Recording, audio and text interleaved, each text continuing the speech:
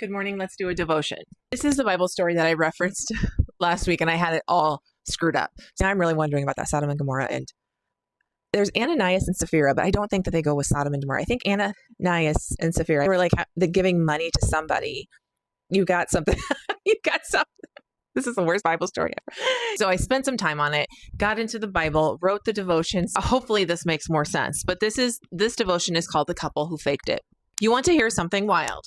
There's a story in Acts chapter 5 about a couple named Ananias and Sapphira, and they literally faked their faith. Everyone in the early church was selling their stuff and giving the money to help others. It was this powerful movement of generosity and unity. Ananias and Sapphira wanted to look just as spiritual. They sold some land, kept part of the money, but told everybody that they gave it all. And here's the thing, they didn't even have to give it all. God never demanded it, but they still pretended. They lied to make themselves look better, and when Peter confronted them about it, they both fell down and died right there. Now, that sounds harsh, but the message is deep. God doesn't want fake faith. He doesn't want our performance. He wants our truth. Because pretending to be more spiritual than you are only robs you of the freedom that Jesus already died to give you.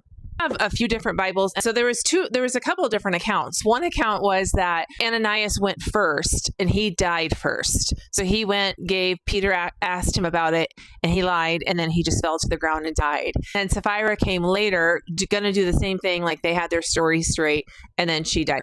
The message is the same as what is the point in faking your faith or faking anything before God when God already knows? And I think a lot of us are guilty of that. We go to church every Sunday, and because that's what you do as a faith follower, but we practice our faith on one day of the week, and then we live how we want the rest of the week, and then we do it all again on Sunday, and that really is fake faith. Is God happy you're there? Yes, absolutely. But are you using what you learn in church or when you read the Bible, are you applying it in your everyday life? Because that's what God wants. God wants to see transformation and a closeness to Him as you grow in your faith. So I apologize about that story. I had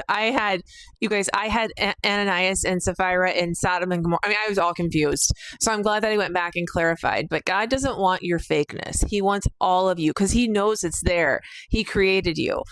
He wants you to come to Him in your raw, in your realness, so that He can do work in you that you will never get when you're just faking it. So